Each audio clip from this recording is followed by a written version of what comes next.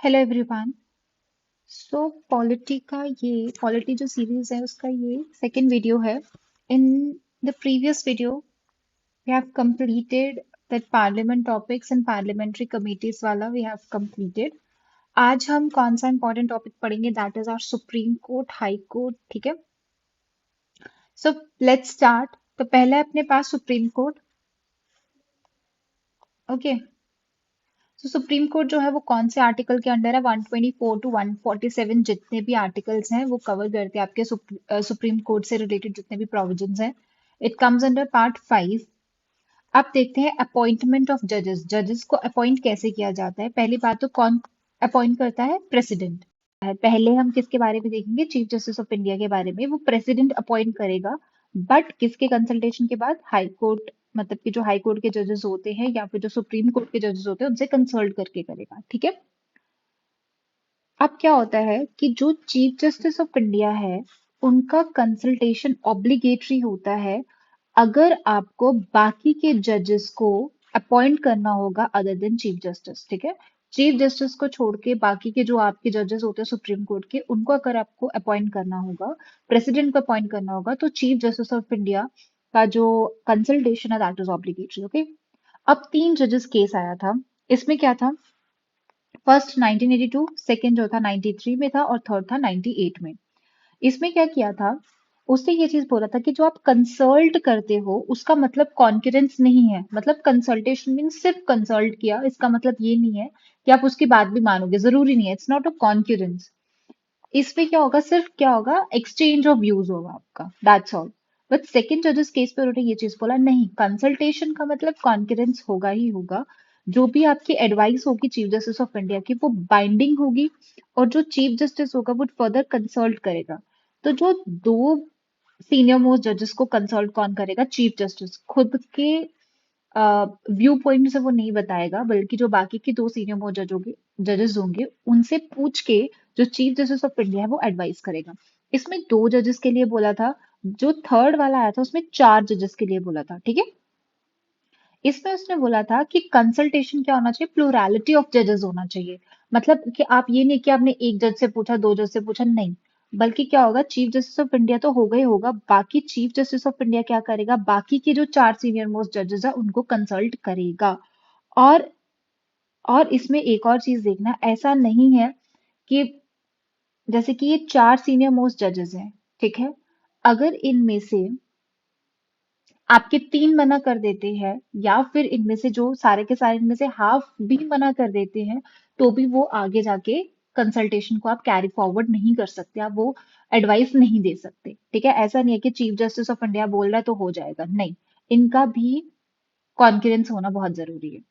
Next is एक और आया था आपका 99 कॉन्स्टिट्यूशनल अमेंडमेंट एक्ट आया था। उसमें उन्होंने क्या बोला था कि क्या बनाई जाएगी? एक नेशनल जुडिशियल अथॉरिटी बनाई जाएगी। ठीक है, कॉन्स्टिट्यूट की जाएगी, बट उसको नल एंड वॉइड कर दिया गया था। क्यों? क्योंकि उसने बोला था कि ये तो जुडिशरी में इंटरफेरेंस हो जाएगा, फिर जो आपके मिनिस्टर्स वगैरह हैं उनका दखल अंदाजी, एग्जीक्यूटिव का दखल अंदाजी आ जाएगा या लेजिस्लेचर का आ जाएगा। जुडिशियल जो जुडिशरी बॉडी है वो एक डिफरेंट बॉडी है, और ये क्या हो जाएगा? जो बेसिक स्ट्रक्चर है हमारे कॉन्स्टिट्यूशन का उसको वॉयलेट करता है, तो उसको नल एंड वॉइड कर दिया था। Next we have is a qualification.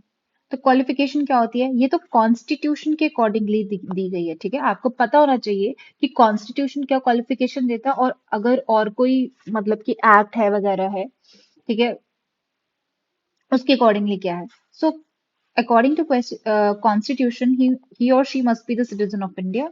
जज होना चाहिए हाई कोर्ट का एटलीस्ट फॉर 5 years। एडवोकेट होना चाहिए हाई कोर्ट का फॉर 10 years। और एक डिस्टिंग्विश्ड ज्यूरिस्ट भी होना चाहिए, किसके ओपिनियन में? प्रेसिडेंट के ओपिनियन में। Next is, this is important fact कि कॉन्स्टिट्यूशन ने कोई मिनिमम एज नहीं बताई है सुप्रीम कोर्ट के जजेस के लिए, कोई मिनिमम एज प्रिस्क्राइब नहीं की है। ओके, अब ओथ क्या है? ओथ लेता है वो before president, person appointed by him. ठीक देगा, जो भी इसके सैलरी एंड अलाउंसेस होते हैं वो कौन देखता है? पार्लियामेंट देखती है। अब टेन्योर और रिमूवल की हम बात करेंगे, इसको कैसे रिमूव कर सकते हैं और कितने साल का टेन्योर होता है। Hold office until the age of 65 years। जब तक ये 65 years का नहीं हो सकता तब तक ये ऑफिस होल्ड करेगा।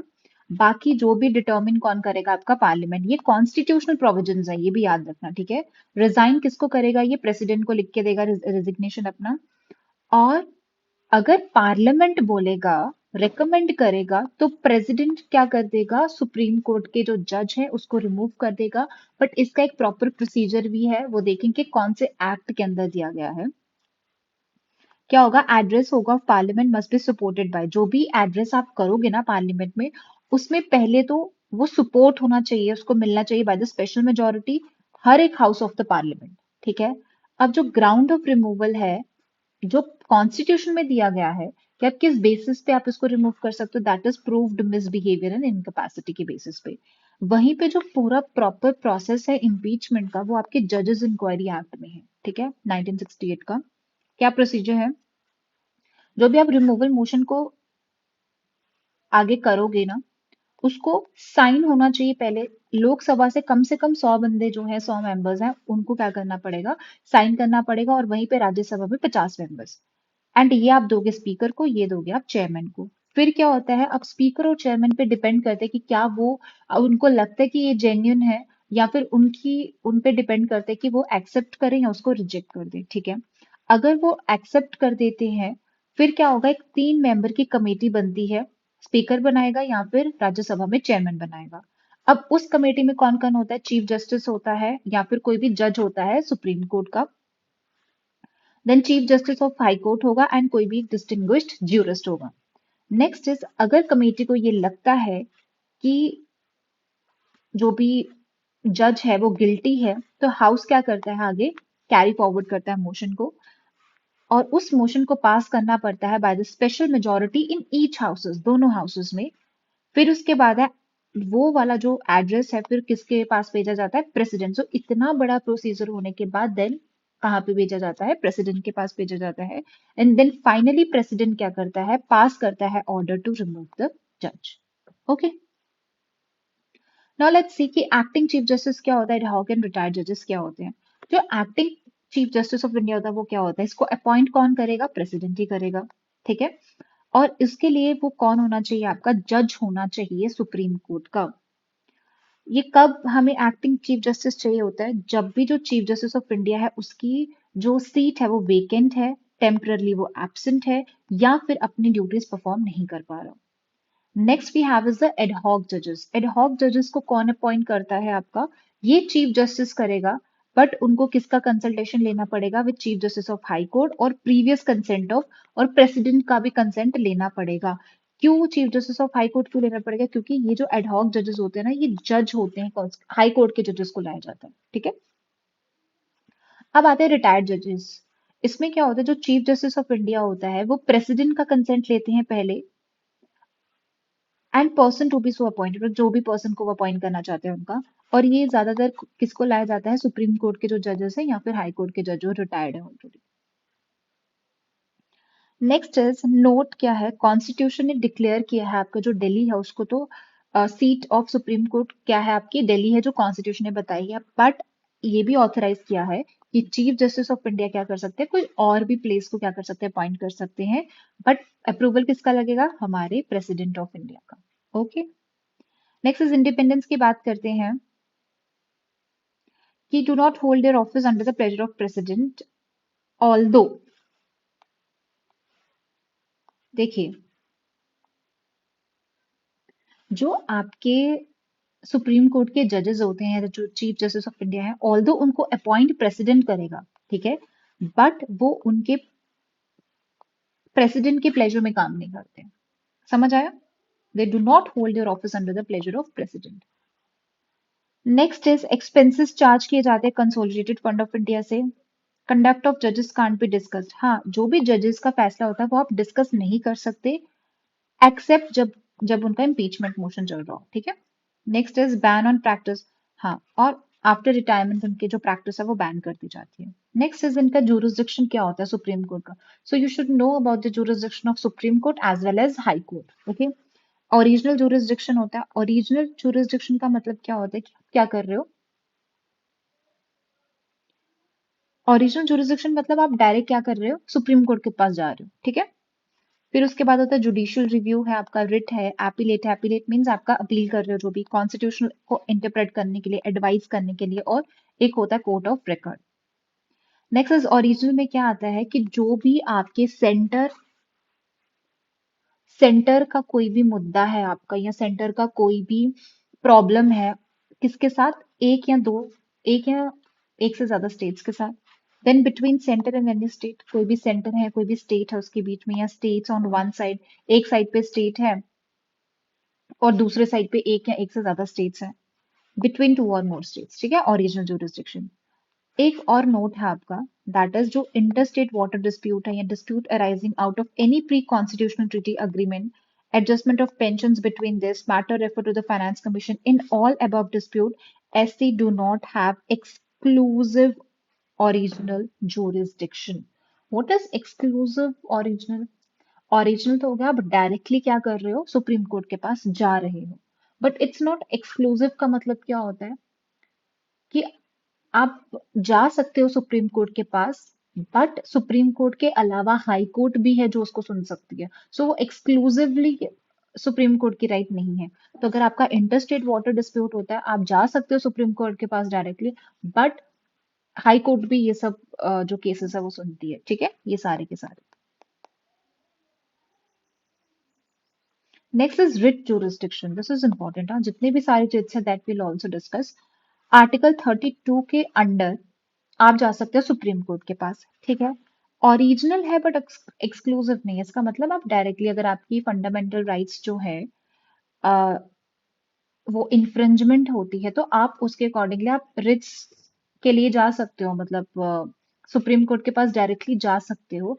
बट इसका मतलब ये नहीं है कि हाई कोर्ट नहीं सुनती है, हाई कोर्ट भी सुनती है आपका, ठीक है, under article 226। So you can also approach High Court for the infringement of your fundamental rights, या फिर jurisdiction का जो भी है, ठीक है। अब क्या होता है कि जो सुप्रीम कोर्ट है वो रिट्स इशू कर सकती है सिर्फ और सिर्फ फंडामेंटल राइट के इन्फोर्समेंट के लिए। बट वहीं पे जो आपका parliament, but parliament can confer on supreme court. हाँ, बट पार्लियामेंट के पास इतना पावर होता है कि वो सुप्रीम कोर्ट को कॉन्फर कर सकता है कि ठीक है, तुम बाकी के उसमें भी रिट्स को क्या कर सकते हो, इशू कर सकते हो। बट वहीं पे अगर हाई कोर्ट की अगर हम बात करें, तो वो क्या कर सकते हैं, फंडामेंटल राइट्स के लिए तो इन्फोर्स कराते ही हैं रिट्स को, बट बाकी भी जो आपके मैटर्स होते हैं, बाकी चीजों में भी वो क्या कर सकते हैं, रिट्स को इशू कर सकते हैं। एक और चीज होता है कि जो सुप्रीम कोर्ट होता है वो रिफ्यूज नहीं कर सकता रिट को इशू करने के लिए अगर आप जाते हो उनके पास, ठीक है। बट आपका जो हाई कोर्ट है वो रिफ्यूज कर सकता है, ठीक है। नेक्स्ट पे हैव इज एपिलेट। एपिलेट क्या है, अपील कर सकते हैं बाय स्पेशल लीव। जो अपील बाय स्पेशल लीव है वो आप सुप्रीम कोर्ट को कर सकते हो। Next is description of supreme court to appeal from any judgment. देखिए, अगर आपने, मतलब कि पूरे कंट्री में आपकी कोई भी कोर्ट है, ट्रिब्यूनल है, कितने भी कोर्ट्स हैं आपके, ठीक है, एक्सेप्ट आपकी जो ये मिलिट्री ट्रिब्यूनल है, जो जो भी आपका कोर्ट मार्शल होता है उसको छोड़ के बाकी जितनी भी आपके ट्रिब्यूनल्स हैं, कोर्ट्स हैं, तो आप, उन्होंने कोई भी अगर जजमेंट पास किया है तो आपका अपील कहाँ पे जाएगा, सुप्रीम कोर्ट के पास जाएगा, ठीक है। Next is discretionary, so can't be claim as a, देखो ये क्या होता है ना, डिस्क्रिशनरी होती है तो आप ऐसा नहीं बोल सकते that it is a matter of right. Can be granted in any judgment, कोई भी जजमेंट उसमें हो सकता है, फाइनल हो चाहे इंटरलोक्यूटरी हो। Can be granted against any court, exception मैंने आपको बता दिया, ठीक है, दैट इज योर एपिलेट के बारे में था। Next is advisory. अब एडवाइजरी जुरिसडिक्शन में क्या होता है कि जो सुप्रीम कोर्ट है आपका वो एडवाइस करता है अंडर आर्टिकल 143। अब कुछ कुछ एडवाइस जो होती है वो होती है कि ऑब्लिगेटरी, कि अगर इन इन इश्यूज पे बात आती है तो सुप्रीम कोर्ट को प्रेसिडेंट अगर मांग रहा है आपकी एडवाइस तो वहां पे उनको देनी ही पड़ती है। और कुछ होते हैं not obligatory, it depends on supreme court की वो देना चाहता है कि नहीं देना चाहता है, ठीक है। ऑब्लिगेटरी कौन से होते हैं, डिस्प्यूट अराइजिंग आउट ऑफ कोई भी प्री कॉन्स्टिट्यूशन ट्रीटी पे कोई आ रहा है एग्रीमेंट, ठीक है, इंगेजमेंट, कॉवेनेंट। वहीं पे नॉन ऑब्लिगेटरी की अगर हम बात करें, कोई भी क्वेश्चन ऑफ लॉ है, फैक्ट ऑफ पब्लिक इंपॉर्टेंस है which has arises likely to, जहां तो हो चुका है या फिर होने वाला है, ठीक है। Next is a court of record. क्या होता है इसमें क्या होता है कि जो भी जजमेंट्स हुई हैं, प्रोसीडिंग्स, एक्ट्स जो कि रिकॉर्ड किए गए हैं, क्या किए गए हैं, रिकॉर्ड किए गए हैं, can't be questioned when produce before any court. देखो, जितनी भी जजमेंट्स होती हैं, आपकी प्रोसीडिंग्स, एक्ट्स हैं, ये सारे रिकॉर्ड किए जाते हैं, और जब भी आप कोई भी कोर्ट के सामने इनको पेश करते हो या फिर प्रेजेंट करते हो, तो उसको क्वेश्चन कोई भी नहीं कर सकता है। ठीक है, एक तो ये हो गया आपका। नेक्स्ट अपने पास क्या है, that is your contempt of court की भी होती है। जो सुप्रीम कोर्ट होता है वो सिर्फ अपने ही कंटेम्प्ट ऑफ कोर्ट के लिए नहीं कर सकता, बट हाई कोर्ट के लिए, not for itself but also for high court के लिए या सबऑर्डिनेट या ट्रिब्यूनल्स के लिए। ठीक है, हमारे पास दो टाइप के कंटेम्प्ट ऑफ कोर्ट होते हैं, एक होता है आपका सिविल, एक होता है क्रिमिनल। सिविल में क्या होता है कि अगर आप जानबूझ के विलफुली आप क्या करते हो, कोर्ट के जो ऑर्डर्स हैं या कोर्ट को डिसओबे करते हो, वहीं पे क्रिमिनल जो आपका होता है, कंटेम्प्ट ऑफ कोर्ट होता है, इसमें क्या है कि आप कोर्ट की अथॉरिटी को स्कैंडलाइज कर रहे हो या फिर उसकी कोर्ट की अथॉरिटी को कम कर रहे हो, या फिर जो भी जुडिशियल प्रोसीडिंग्स हैं उनमें इंटरफेयर कर रहे हो, या फिर उनका जो एडमिनिस्ट्रेशन है उसको क्या कर रहे हो, आप ऑब्स्ट्रक्ट कर रहे हो। ठीक है, next is other important jurisdictional powers भी है। ये क्या करते हैं, डिसाइड करते हैं जो भी आपके डिस्प्यूट्स होते हैं रिगार्डिंग योर प्रेसिडेंट के इलेक्शंस के अंदर जो भी आते हैं वो सारे ये देखते हैं, वाइस प्रेसिडेंट देख रहे हैं। और इसमें इनका जो पावर होती है that is exclusive, original and final authority, that is important. जो भी आपके चेयरमैन होते हैं, मतलब कि मेंबर होते हैं, यूपीएससी के चेयरमैन होते हैं यूपीएससी के, वो क्या कर सकते हैं, उनके बारे में जो उनके जो कंडक्ट होता है उनके बारे में इंक्वायर कर सकते हैं। और सुप्रीम कोर्ट जो भी बोलेगा that would be binding on the president. Okay, next हमारे पास आता है हाई। हाई कोर्ट आ जाएगा आपका पार्ट 4 में, आर्टिकल 214 से 231 में। कॉम्पोजिशन अपॉइंटमेंट की बात करें, कॉन्स्टिट्यूशन ने कोई स्पेसिफिक स्ट्रेंथ नहीं बताई है, और ये किसके डिस्क्रिप्शन पे रख दिया है, प्रेसिडेंट डिसाइड करेगा। नेक्स्ट इज जो चीफ जस्टिस होते हैं हाई कोर्ट का, वो कौन अपॉइंट करते हैं, प्रेसिडेंट। किसका कंसल्टेशन होगा, चीफ जस्टिस ऑफ इंडिया, और उस स्टेट का जो गवर्नर होगा वो डिसाइड करेगा। नेक्स्ट अदर जजेस होते हैं जो हाई कोर्ट के, वो कौन करेगा, प्रेसिडेंट ही करते हैं। कंसल्ट किससे करेंगे, चीफ जस्टिस ऑफ इंडिया, उस हाई कोर्ट के चीफ जस्टिस का, और जो भी आपके गवर्नर होंगे। नेक्स्ट इज योर सेकेंड, जो जज केस था उसमें ये बोला गया था that no appointment of SC जज unless conformity with the opinion of, कि आप क्या करोगे, जो मतलब आपके जो हाई कोर्ट का जज है वो तब तक आप मतलब उसका अपॉइंटमेंट नहीं करोगे अगर चीफ जस्टिस ऑफ इंडिया का अपॉइंटमेंट ओपिनियन नहीं लिया जाएगा। थर्ड में उन्होंने क्या बोला था, that chief justice of India भी होगा, साथ में एक कॉलेजियम होगा जिसमें दो सीनियर मोस्ट जजेस होंगे सुप्रीम कोर्ट के। Okay, then we have is the qualification citizen of India.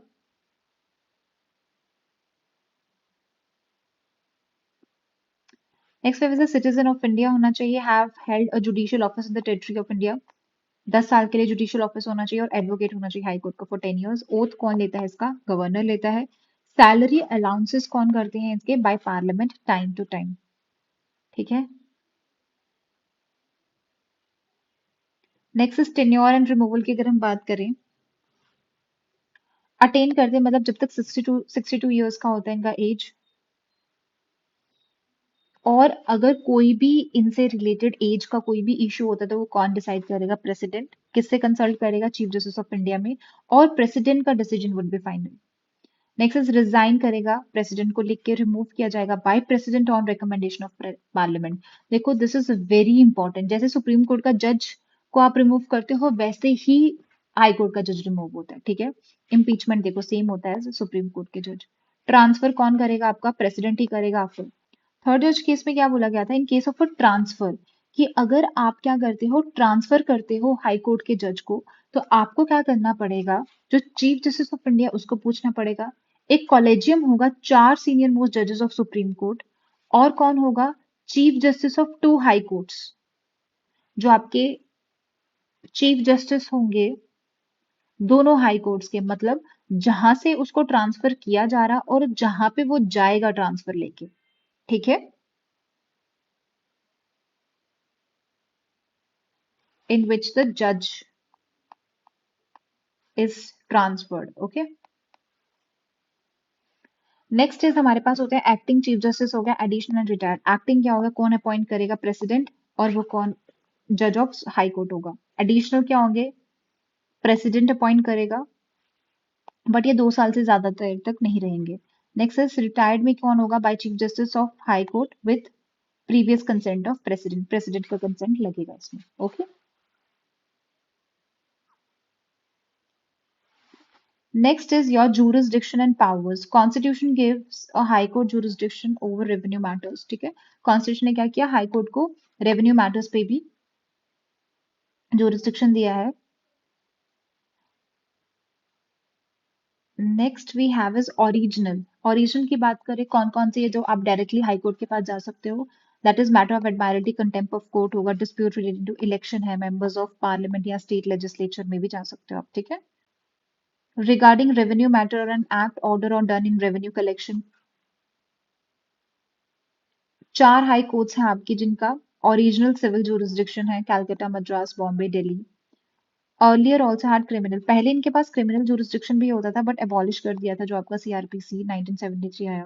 Then writ में जो है आपका 226 आर्टिकल है, फंडामेंटल राइट्स और बाकी पर्पसेस के लिए भी इनके पास रिट होता है। कैन रिफ्यूज ऑल्सो, मैंने आपको ऊपर ही बताया, रिफ्यूज भी कर सकते हैं। अब एक चंद्र कुमार केस था आपका 1997 का, उसमें क्या बोला था कि supreme court rule that writ jurisdiction जो है आपका हाई कोर्ट और सुप्रीम कोर्ट का, वो बेसिक स्ट्रक्चर फॉर्म करता है ऑफ द कॉन्स्टिट्यूशन। ठीक है। नेक्स्ट है सुपरवाइजरी। अब ये जो आपकी पावर है वो आपको सुप्रीम कोर्ट को नहीं मिली होती है, बट किसको मिली है? सुपरवाइजरी वाली सबको सुपरवाइज करेगा, all court in its jurisdiction except military court को। कैन बी स्यू मोटो, खुद से भी ले सकता है केसेस को, both administrative and judicial superintendent होता है। कंटेम्प्ट ऑफ कोर्ट जो है, देखो दिस इज इंपॉर्टेंट फैक्ट कि जो कंटेम्प्ट ऑफ कोर्ट है वो डिफाइन नहीं किया गया है, कॉन्स्टिट्यूशन ने डिफाइन नहीं किया है, बट ये जो एक्सप्रेशन है वो डिफाइन की गई है, एक एक्ट है आपका कंटेम्प्ट ऑफ कोर्ट एक्ट 1971, वहां पे किया गया है। Okay, next we will continue in our next video. Till then, thank you so much.